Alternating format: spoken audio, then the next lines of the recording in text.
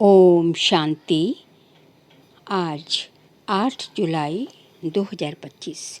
आज के श्री महावाक्यों में हमारे परमपिता परमात्मा शिव कहते हैं, मीठे बच्चे, ये तुम्हारा जीवन बहुत बहुत अमूल्य है, क्योंकि तुम श्रीमत पर विश्व की सेवा करते हो, इस हेल को हेवन बना देते हो।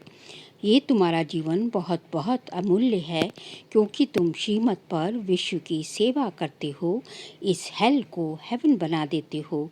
प्रश्न, खुशी गायब होने का कारण तथा उसका निवारण क्या है? उत्तर, खुशी गायब होती है देह अभिमान में आने के कारण। दिल में जब कोई शंका पैदा हो जाती है तो भी खुशी गुम हो जाती है। इसलिए बाबा राय देते हैं, जब भी कोई शंका उत्पन्न हो तो फौरन बाबा से पूछो। देही अभिमानी रहने का अभ्यास करो तो सदैव खुश रहेंगे। ओम शांति। ऊंचते ऊंच भगवान। और फिर भगवान वाच, बच्चों के आगे मैं तुमको ऊंचते ऊंच बनाता हूँ तो तुम बच्चों को कितनी खुशी होनी चाहिए। समझते भी हो बाबा हमको सारे विश्व का मालिक बनाते हैं। मनुष्य कहते परमपिता परमात्मा ऊंचते ऊंच है। बाप खुद कहते हैं, मैं तो विश्व का मालिक बनता नहीं हूँ। भगवान वाच, मुझे मनुष्य कहते हैं ऊंचते ऊंच भगवान, और मैं कहता हूँ कि मेरे बच्चे ऊंचते ऊंच हैं। सिद्ध कर बताते हैं, पुरुषार्थ भी ड्रामानुसार कराते हैं। सिद्ध कर बताते हैं, पुरुषार्थ भी ड्रामानुसार कराते हैं। कल्प पहले माफिक। बाप समझाते रहते हैं, कुछ भी बात ना समझो तो पूछो।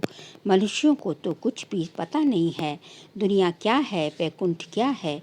भल कितने भी कोई नवाब मुगल आदि होकर गए हैं, भल अमेरिका में कितने भी पैसे वाले हैं, परंतु इन लक्ष्मी नारायण जैसे तो हो न सके।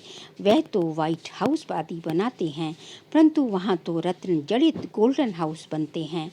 उसको कहा ही जाता है सुखधाम। तुम्हारा ही हीरो हीरोइन का पार्ट है, तुम डायमंड बनते हो। गोल्डन एज थी, अब है आयरन एज। बाप कहते हैं, तुम कितने भाग्यशाली हो। भगवान खुद बैठ समझाते हैं, तो तुमको कितना खुश रहना चाहिए। तुम्हारी ये पढ़ाई है ही नई दुनिया के लिए। ये तुम्हारा जीवन बहुत अमूल्य है, क्योंकि तुम विश्व की सर्विस करते हो। बाप को बुलाते ही हैं कि आकर हेल को हेवन बनाओ। हेवनली गॉड फादर कहते हैं ना। बाप कहते हैं, तुम हेवन में थे, अब हेल में हो, फिर हेवन में होंगे। हेल शुरू होता है तो फिर हेवन की बातें भूल जाती हैं। ये तो फिर भी होगा, फिर भी तुमको गोल्डन एज से आयरन एज में जरूर आना है। बाबा बार बार बच्चों को कहते हैं, दिल में कोई भी शंका हो जिससे खुशी नहीं रहती तो बताओ। बाप बैठ पढ़ाते हैं तो पढ़ना भी चाहिए ना, खुशी तो होनी चाहिए ना। बाप कहते हैं, बाप तो सिर्फ ब्रह्मांड के मालिक हैं, तुम तो विश्व के भी मालिक बनते हो। भल बाप को क्रिएटर कहा जाता है, परंतु ऐसे नहीं कि प्रलय हो जाती है फिर नई दुनिया रचते हैं, नहीं। बाप कहते हैं, मैं सिर्फ पुरानी को नया बनाता हूँ, पुरानी दुनिया विनाश कराता हूँ, तुमको नई दुनिया का मालिक बनाता हूँ। मैं कुछ करता नहीं हूँ, ये भी ड्रामा में नूंद है। पतित दुनिया में ही मुझे बुलाते हैं, पारसनाथ बनाता हूँ तो बच्चे खुद पारसपुरी में आ जाते हैं। वहाँ तो मुझे कभी बुलाते ही नहीं। कभी बुलाते हो कि बाबा पारसपुरी में आकर थोड़ी विजिट तो लो, बुलाते ही नहीं।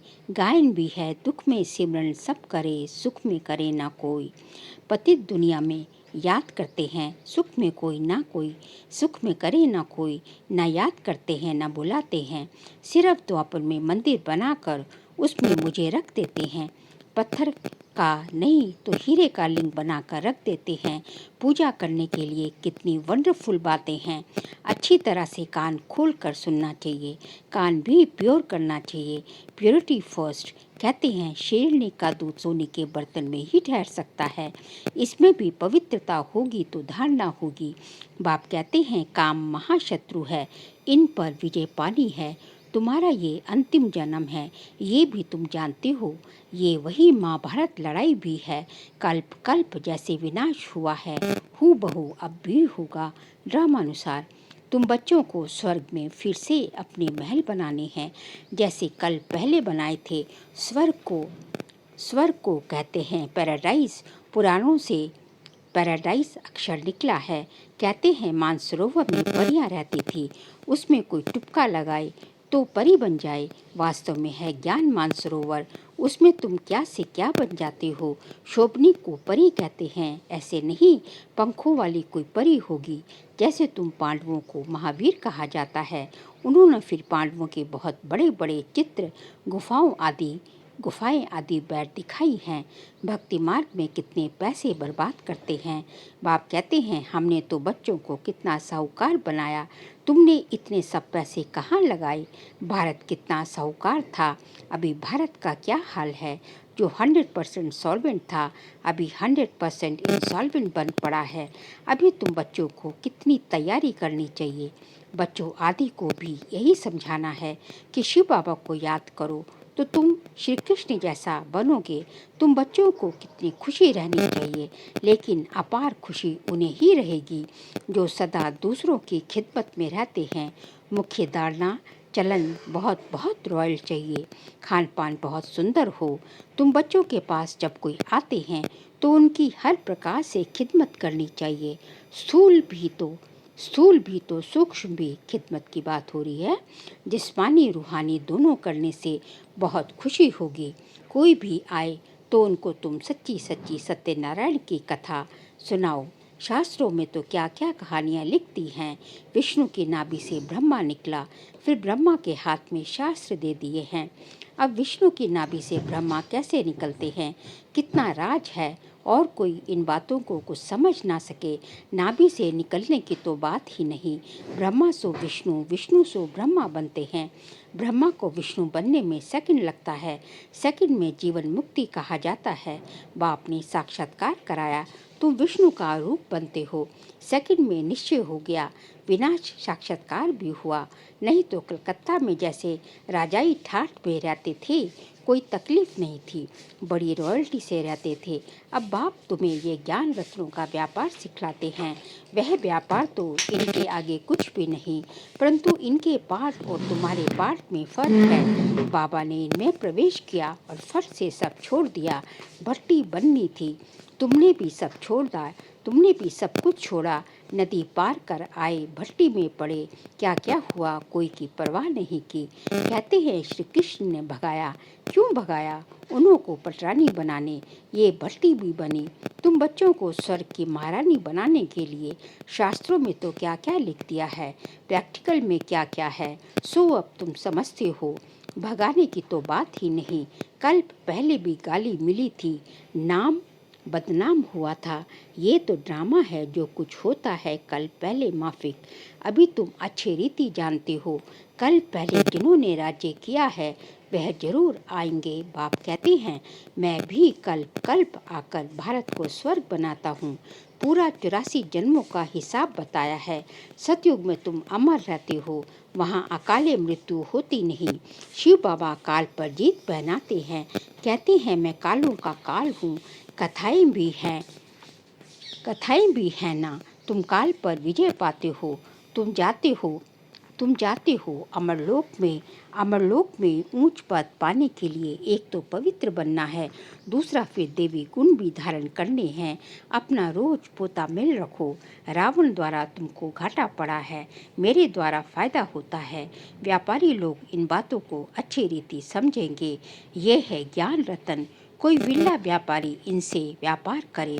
तुम व्यापार करने आए हो, कोई तो अच्छी रीति व्यापार कर स्वर्ग का सौदा लेते हैं। 21 जन्मों के लिए 21 जन्म भी क्या, 50-60 जन्म तुम बहुत सुखी रहते हो। पद्मा पदम पति बनते हो। देवताओं के पैर में पदम दिखाते हैं ना, अर्थ थोड़े ही समझते हैं। तुम अभी पदम पति बन रहे हो तो तुमको कितनी खुशी होनी चाहिए। बाप कहते हैं मैं कितना साधारण हूँ, तुम बच्चों को स्वर्ग में ले जाने आया हूँ। बुलाते भी हो, हे पतित पावन आओ, आकर पावन बनाओ। पावन रहते ही हैं सुखधाम में, शांति धाम की कोई हिस्ट्री ज्योग्राफी तो हो नहीं सकती। वह तो आत्माओं का झाड़ है, सूक्ष्म वतन की तो कोई बात ही नहीं। बाकी ये सृष्टि चक्र कैसे फिरता है वह तुम जान गए हो। सतयुग में लक्ष्मी नारायण की डायनेस्टी थी। ऐसे नहीं, एक ही लक्ष्मी नारायण सिर्फ राज्य करते हैं, वृद्धि तो होती है ना। फिर द्वापर में वही पूज्य सो फिर पुजारी बनते हैं। मनुष्य फिर परमात्मा के लिए कह देते आप ही पूज्य आप ही पुजारी, जैसे परमात्मा के लिए सर्वव्यापी कह देते हैं। इन बातों को तुम समझते हो। आधा कल्प तुम गाते आए हो ऊंचते ऊंच भगवान, और अब भगवान आज ऊंचते ऊंच बनते हो, ऊंचते ऊंच बच्चे बनते हो। तो ऐसे बाप की राय पर भी चलना चाहिए ना। गृहस्थ व्यवहार भी संभालना है। यहाँ तो सब रह ना सके, सब रहने लगे तो कितना बड़ा मकान बनाना पड़े ये भी तुम एक दिन देखेंगे कि नीचे से ऊपर तक कितनी बड़ी क्यों लग जाती है।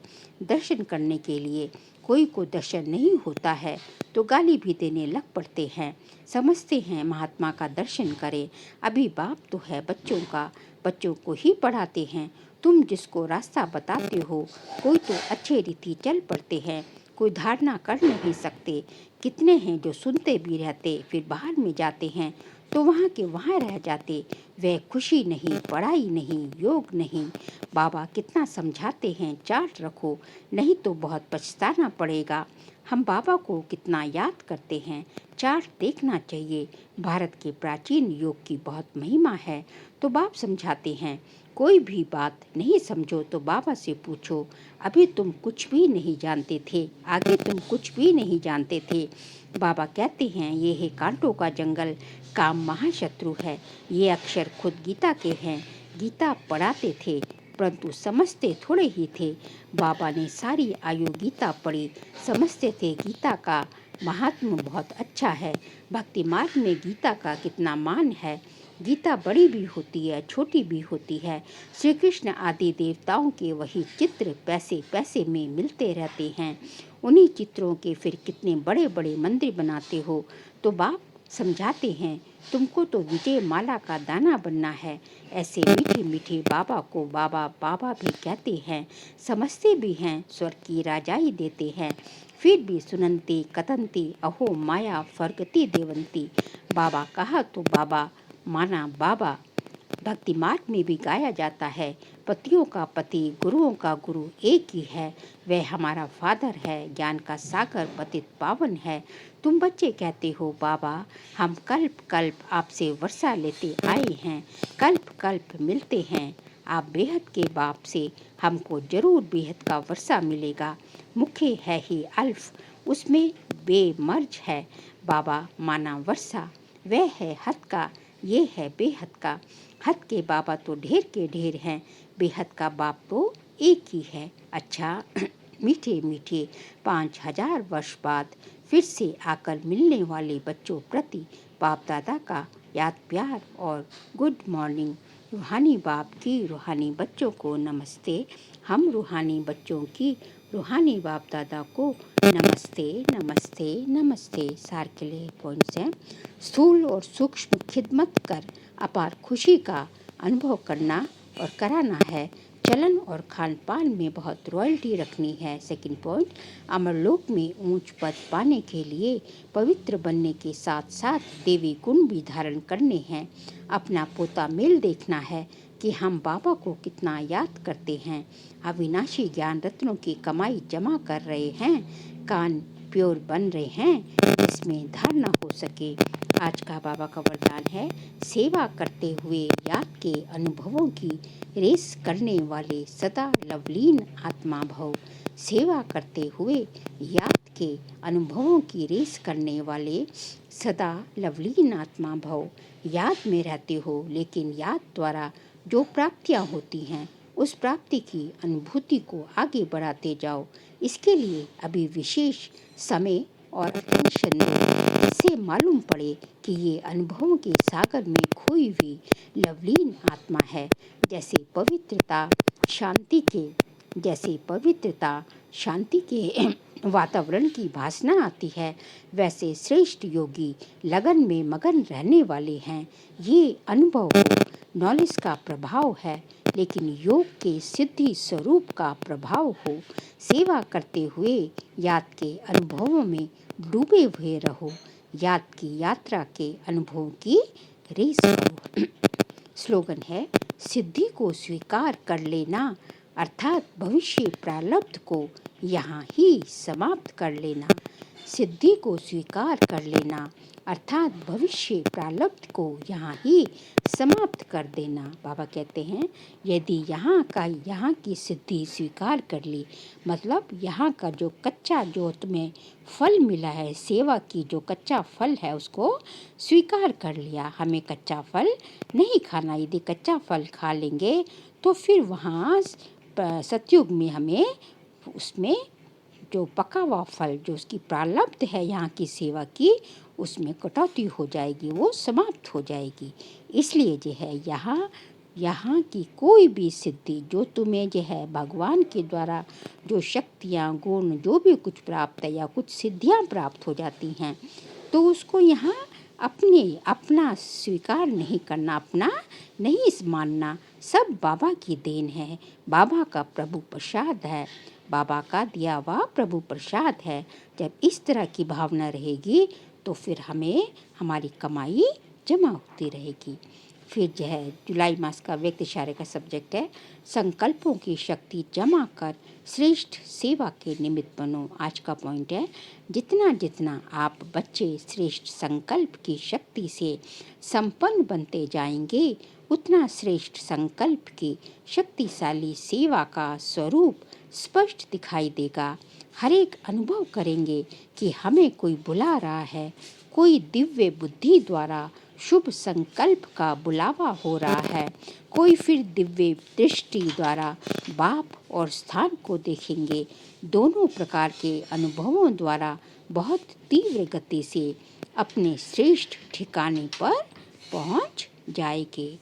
मतलब हमें जो है दिव्य बुद्धि और दिव्य जो है नेत्र दोनों द्वारा जो है हमें इसके जो है अनुभव होते जाएंगे कि जो है कोई जो है हमें बुला रहा है और हमें जो है बहुत तीव्र गति से जो है अपने ठिकाने पर पहुंचते जाएंगे। तो ज़रूरत किस बात की है कि श्रेष्ठ संकल्प की शक्ति से संपन्न बनने की।